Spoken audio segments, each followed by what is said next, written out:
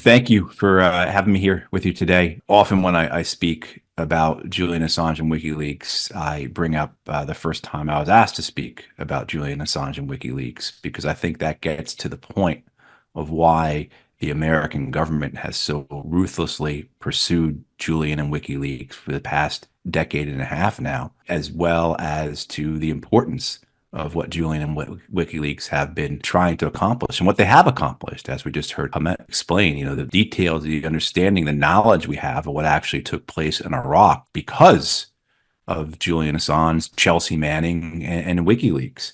But I was first asked to talk about Julian Assange and WikiLeaks on MSNBC, and this was in spring of 2010, right after Julian Assange and WikiLeaks had released the collateral murder video, which people are not familiar with. That's the gun camera video of the American helicopter in Baghdad massacring people in the streets, including a Reuters reporting crew and severely wounding children. And both myself and my counterpart, who was on the program with me, another veteran of the Iraq War, we were asked what we thought about this.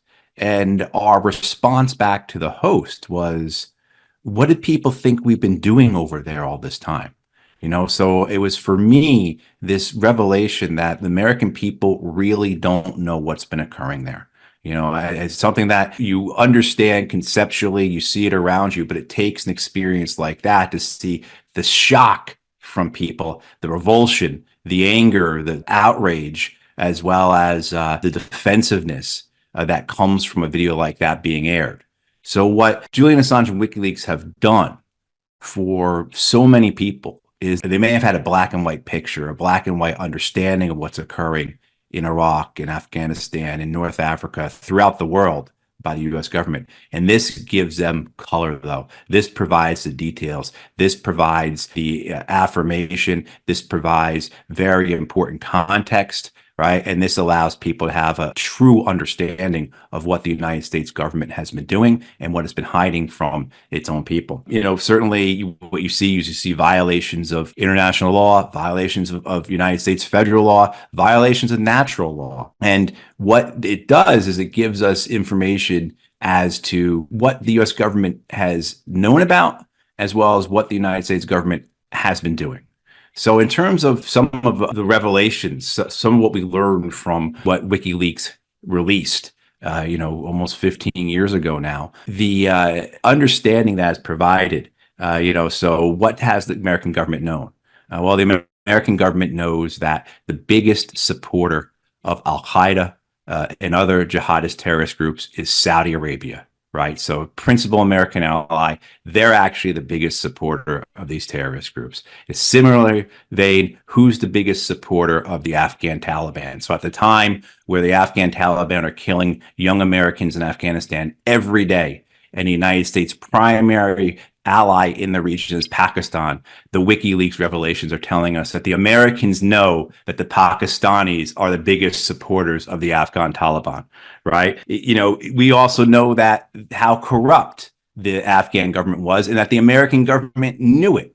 So we see in releases from WikiLeaks that the Americans know that Afghan government officials are leaving the country with millions upon millions of dollars. Most famously, the Afghan vice president who showed up in Dubai with $52 million in his luggage. We know that because of WikiLeaks, and we know that the Americans knew that. We also know what the Americans are doing, what the American government is doing during that time period. Because of WikiLeaks, we know that the American government was secretly bombing Yemen.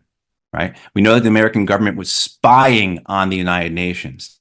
So spying on the diplomats, recording their conversations, reading their emails, but also capturing their private details, their credit card information, their fingerprints, to use for purposes that are nefarious, right? We know that that was whatever purposes they had in spying on the UN. It wasn't for the general public interest, right? So, these are the types of things that we know because of WikiLeaks. And we could do a whole webinar on just each of the various troves that WikiLeaks has released, right? So we could do a whole webinar on what did the Guantanamo Bay files tell us? What did the diplomatic cables that were released tell us? What did the Iraq war logs tell us? What did the Afghan war logs tell us? But also to, the scale and scope of American action abroad. And what was being kept from the American public. Again, things that violated international law, U.S. federal law, as well as just natural or moral law. So we know that the American government, through the FBI, was training Egyptian police that were committing torture, that were then turning around and torturing people. We know that the American government participated in the 2009 coup in Honduras. We know that the American government sabotaged climate change talks. We know that they helped plot pipeline attacks in Bolivia. And on and on and on. Again, we could do webinars, multiple webinars, just talking about what has WikiLeaks told us that the American government knew or what the American government did. And even things just that shows the general nature of the American government overseas. So my favorite of all the revelations is that in 2007, King Abdullah, the Saudi king at the time, he shook the American government down.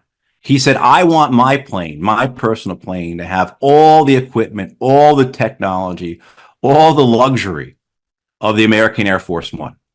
And if you don't do that for me, I'm going to buy Airbus planes. And the Americans acquiesced, gave him our most sensitive, most advanced technology that we use to protect the President of the United States in order for the Saudi king to purchase Boeing planes rather than Airbus planes. And he bought like 40 of them too. So this wasn't a minor deal, right? But we know this because of WikiLeaks, right? We know what the American government knows, we know what the American government does, and we know its true nature, right? It's going to sell out its own highest secrets to the Saudis in order to make sure Boeing sells planes, right? So you get an idea of the actual nature of who this is. And then, of course, the larger things, as Hamit explained, one of the most important things about, say, the Iraq War was that the American government knew that the Iraqis that we were taking prisoner, that we were handing over to the Iraq military, to the Iraqi government, were going to be tortured, right? So it was like, we see that all of that wrapped up in just that one example. What did the American government know? Well, the Iraqi government's torturing. What did the American government do? Well, we gave our prisoners to the Iraqis, right? What's the true nature of the American government? It's to set forth events in motion like the invasion of Iraq that would just be immoral horror shows. So, to counter this, because this is so damning, right? This is such a dangerous thing for people to have this knowledge. The American government, of course, has gone after Julian Assange and WikiLeaks for a decade and a half now, essentially. And one of their chief points, one of their chief arguments against WikiLeaks and against Julian Assange is that they caused harm to American national security interests and that they directly harmed individuals, that people were killed because of Julian Assange's irresponsible release of this information. And we know that's simply not true. We know that's a lie by the American government. And why do we know that's a lie? It's because the American government itself has said so. So immediately following the release of the information by WikiLeaks, the United States government stands up a task force through the Pentagon. And it's led by an American general, a man named Robert Carr. And he assembles a team, dozens and dozens and dozens of people on this task force, not just from the Pentagon, but from across the entire U.S. government. There are 20 federal agencies involved in this task force, and their job for months and months, for years, is to go through every document WikiLeaks has released, every line, and chase it down and see if anyone was ever hurt because of it. And they never found anything. And we know this for two reasons. One, because they've said it themselves. In court, both in Chelsea Manning's trial as well as Julian's extradition hearings in Britain, the Americans have had to say, we have no evidence of anybody being harmed by these WikiLeaks releases. We cannot document a case of somebody being hurt by these releases. And the other way we know this is because a journalist named Jason Leopold did a FOIA request, a Freedom of Information Act request, and he got the documents from this task force. And the documents, so the internal documents from the U.S. government looking at this. Did anyone get hurt by WikiLeaks? And those documents are clear as well. No one got hurt from WikiLeaks. Now, what the U.S. government says, and what they still say, and we'll hear again in May when Julian goes back into the court, just as we heard again this past month and last month and over the years, was that, well, he might have caused harm. These releases may have done damage. Right? So he put at risk the lives of American forces, all speculative. But that gets back to the very real nature, the dangerous reality of what's going on here. This idea that the United States government can say whatever it wants in order to protect itself from the truth. So we take this idea that he may have caused harm. WikiLeaks might have done something that hurt someone, even though it never did. Well, that allows for the extrapolation to be presented across the board. So anything now becomes a danger. And as we in the US and throughout the West and throughout the world, I mean, I note today Russia just sentenced somebody, a member of Pussy Riot, to prison in absentia for posting social media posts, right? Because those social media posts were dangerous to the Russian Federation. It could cause harm to Russia for this musician to post something on Facebook or whatever was done, right? I mean, so governments around the world can use this justification to deny rights of speech, rights of a free press, as well as to censor.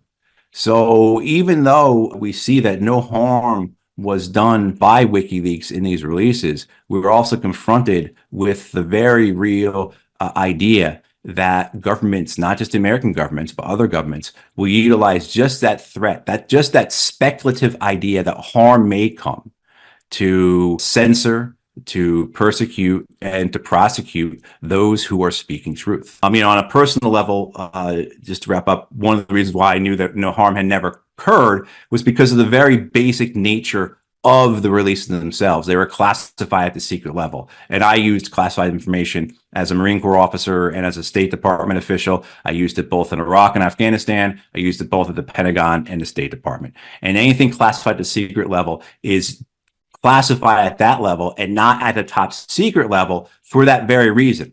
That secret level information, which is what WikiLeaks has always released, would not cause harm to either American interests, to American agencies or forces, or to individuals, just by its nature. That's why it's classified at that level. If it had the ability to cause that type of harm, it would be classified at the top secret level. But I mean, that gets back to the final point I want to make. Is I go back so often whenever I talk about this, I think about this, I hear others talk about it, is what Neil Sheehan said about secrets and why government keeps secrets. And Neil Sheehan was the New York Times journalist who was very much involved in the Pentagon Papers case of 50 years ago, where Dan Ellsberg let the world know that the United States government knew that the Vietnam War was an unwinnable war, and they lied about it for years upon years. And in that case, Neil Sheehan walked away afterwards. And he said, what I learned, what the Pentagon Papers has taught me about secrets, is that the American government, or governments in general, keep secrets, not to keep their populations, not to keep their people safe from foreign dangers, but governments keep secrets to keep themselves, the governments, safe from their people.